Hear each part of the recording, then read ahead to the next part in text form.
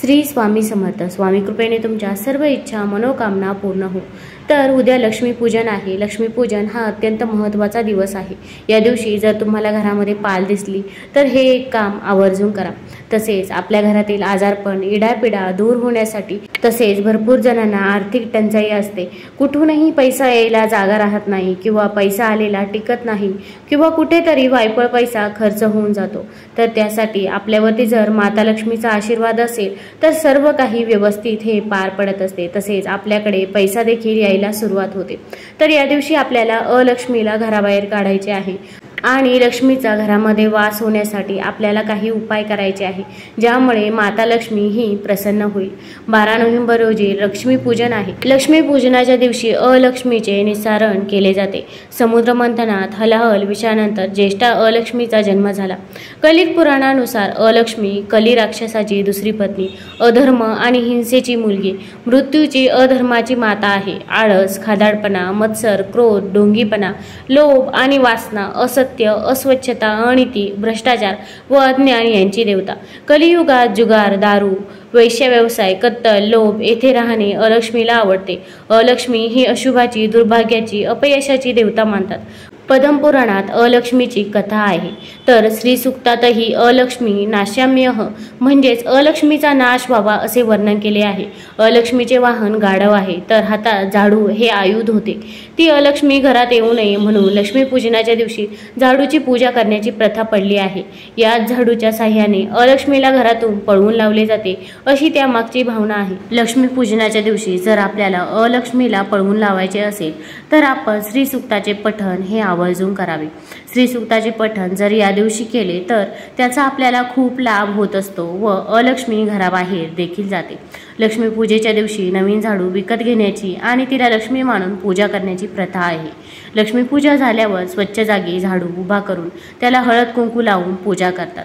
पूजा झाल्यावरती तुम्ही दुसऱ्या दिवशी सकाळी हा झाडू घ्यावा आणि घरातील जो काही केर कचरा आहे तो बाहेर काढावा. यामुळे अलक्ष्मी ही बाहेर जाते. आपल्याला दुसऱ्या दिवशी नवीन झाडूनेच घर हे झाडायचे आहे हे लक्षात ठेवा. झाडूला पाय लावू नये, चुकून लागला तर लगेच नमस्कार करावा. झाडूने कोणालाही मारू नये, लहान मुलांनाही नाही आणि प्राण्यांनाही नाही. कोणी घराबाहेर पडले की लगेच झाडलोट करू नये असे शास्त्र सांगते. तसेच या लक्ष्मीपूजनामध्ये मिठाचा देखील वापर केला जातो. मीठ हा लक्ष्मीचा भाऊ, तोही समुद्र मंथनात तिच्या पाठोपाठ बाहेर आला. मीठ हे संसाराचा सार आहे. मीठ नसेल तर सर्व पदार्थ हे अळणी आणि बेचव लागतात.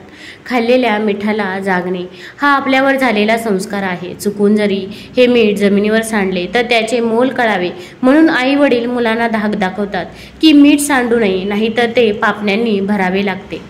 यामागे मिठाचे महत्त्व समजावून सांगणे एवढाच उद्देश आहे. म्हणून लक्ष्मीपूजेनंतर खडे मीठ किंवा साधे मीठ वाटेत घेऊन त्याला हात जोडून नमस्कार करावा आणि त्याचे आपल्या आयुष्यातील स्थान ओळखून कृतज्ञता व्यक्त करावी. तसेच या मिठाचा वापर आपण आपल्या रोजच्या स्वयंपाकामध्ये देखील करावा. यामुळे आपल्या घरामध्ये माता लक्ष्मीचा वास देखील कायम राहतो. पूर्वी आणि आजही गावात काही ठिकाणी दारोदारी खडे मीठ आणि केरसुनी विकणारा विक्रेता लक्ष्मीपूजेच्या दिवशी सकाळी यायचा. लोकही श्रद्धेने मीठ आणि केरसुनीची खरेदी करून त्याला मान देत असतात.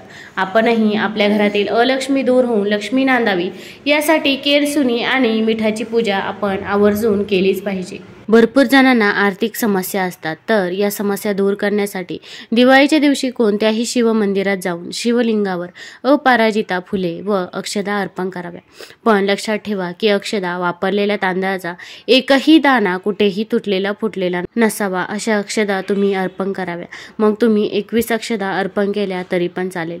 यानंतर भोलेनाथ आणि लक्ष्मी माता यांचा आशीर्वाद मिळावा म्हणून प्रार्थना करावी. मानले जाते की असे केल्याने जीवनातील आर्थिक संबंधित सर्व समस्या देखील दूर होतात. दिवस रात्र मेहनत करून देखील, कष्ट करून देखील घरात शांती व स्थैर्य नसेल तर दिवाळीच्या दिवशी एखाद्या मंदिरात केळीचं झाड हे जरूर लावावं आणि देवाला तुमची समस्या सांगावी. असे केल्याने तुम्हाला त्याचे लवकरच फळ देखील मिळेल.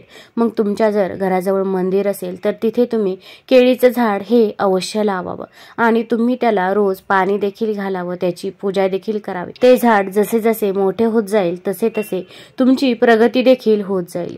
दिवाळीच्या दिवशी महालक्ष्मी पूजनात 11 कवड्यांना पिवळ्या रंगात रंगवावे आणि नंतर त्यांची पूजा करून पिवळ्या कपड्यात बांधून ते तिजोरी किंवा पर्स यासारखे पैसे ठेवता त्या ठिकाणी ठेवावे.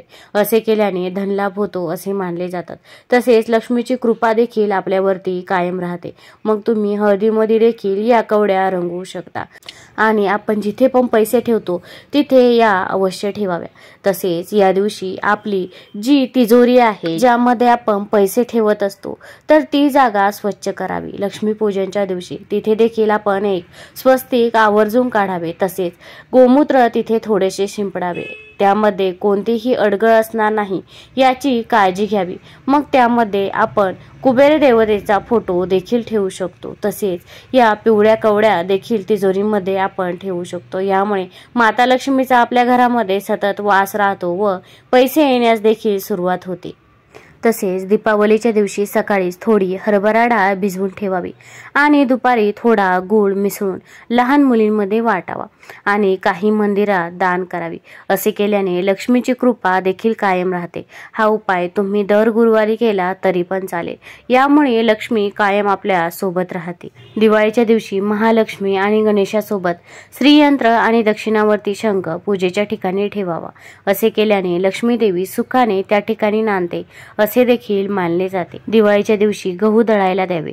गव्हाबरोबरच त्यात 5 काळे हरभरे देखील टाकावेत. असे केल्याने लवकर आर्थिक लाभ होतो आणि नोकरी व्यवसायात प्रगती होते असे देखील म्हणतात. दीपावली अमावस्या तिथीला येते म्हणून या दिवशी पितरांना नक्कीच भोग अर्पण करावा आणि त्यांच्याकडून आपण आशीर्वाद देखील घ्यावे. अमावस्येला पितरांना नैवेद्य न देता जे भोजन करतात त्यांच्यावर माता लक्ष्मी कधीच प्रसन्न होत नाही. त्यामुळे प्रत्येक अमावस्येला पितरांना नैवेद्य हा आवर्जून दाखवावा. तसेच या दिवशी जर तुम्हाला काळा कुत्रा जर भेटला तर त्याला तुम्ही पोळीही खायला आवर्जून द्यावी. यामुळे आपल्याला शनिदेवाचा देखील आशीर्वाद मिळत असतो. दीपावलीच्या दिवशी सकाळ संध्याकाळ लक्ष्मीपूजनासह संपूर्ण कुटुंबाने मिळून देवीची आरती करावी. असे केल्याने घरावर लक्ष्मी मातेची विशेष कृपा राहते. तसेच जर ते दररोज केले तर ते खूप भाग्यवान मानले जातात. जर या दिवशी आपल्याला पाल दिसली तर आपल्याला हे काम आवर्जून करायचे आहे. काही लोक घरात आलेले मांजर, पाल यांनाही हुसकावून लावतात, पण खरं तर या प्राण्यांमध्येच माता लक्ष्मीचा वास असतो. दिवाळीच्या दिवशी तुमच्या घरात पूजा सुरू असताना अचानक पाल दिसली तर तिला कधीच हुसकवू नका, कारण तीच तुमची नशीब पलटणारी ठरवू शकते. दिवाळीच्या पूजेदरम्यान घरात पाल दिसली तर समजून जा की माता लक्ष्मी तुमच्या घरी येणार आहे. याशिवाय घरातील आर्थिक संकटही दूर होणार आहे. दिवाळीच्या दिवशी पाल दिसणे हे शुभ प्रतीक मानले जाते. धार्मिक मान्यतानुसार पालीचा थेट संबंध धनाची देवी लक्ष्मीशी असतो. दिवाळीला घरात पालीचे आगमन हे लक्ष्मीच्या आगमनाचे प्रतीक आहे. शुभ संकेत हे दर्शवत असते. दिवाळीच्या दिवशी घरामध्ये पाल दिसली तर देवी लक्ष्मीचे ध्यान करून घरात सुख, शांती आणि समृद्धीची कामना करावी. त्यामुळे देवी लक्ष्मी भक्तांच्या मनोकामनाही ऐकते. तसेच आपण ही पाल पाहणे देखील खूप शुभ आहे. पाली व्यतिरिक्त या दिवशी एक घुबड आणि मांजर पाहणे देखील खूप शुभ मानले जाते. मांजर जर तुमचा रस्ता ओलांडत असेल तर त्याचा प्रभाव अशुभ असतो. पण जर दिवाळीच्या रात्री जर तुम्हाला काळी मांजर दिसली तर समजून घ्या की तुमच्या आयुष्यातील आर्थिक समस्या या आता लवकरच दूर होणार आहे. तसेच या दिवशी आपल्याला कुबेर मंत्राचे देखील पठण करायचे आहे. महालक्ष्मीच्या मंत्राचे पठण करायचे आहे. तर महालक्ष्मीचा कोणता मंत्र या दिवशी पठण करावा? तर अगदी साधा आणि सोपा असा हा मंत्र आहे. ओम श्रीं ह्रीं श्रीं कमले कमलालये प्रसिद्ध प्रसिद्ध श्रीं ह्रीं श्रीं ओम महालक्ष्मी नमः. या मंत्राचा आपल्याला 108 वेळा जप करायचा आहे. आणि तुम्हाला हा मंत्र जप करणे शक्य नसेल तर तुम्ही मोबाईलवरती ऐकू देखील शकता. पण आपण हा मंत्र आवर्जून पठण करावा किंवा ऐकावा. यामुळे आपल्याला माता लक्ष्मीचा आशीर्वाद देखील मिळत असतो. तसेच आपण कुबेर मंत्र देखील या दिवशी पठण करायचा आहे किंवा ऐकायचा आहे. या दिवशी आपल्याकडून जेवढी सेवा होईल तेवढी सेवा आपण करावी. याचे फळ हे आपल्याला निश्चितच मिळेल. तुम्हाला हा व्हिडिओ आवडला असेल तर चॅनलला लाईक करा आणि सबस्क्राईब देखील करा. कमेंटमध्ये श्री स्वामी समर्थ लिहायला विसरू नका. धन्यवाद.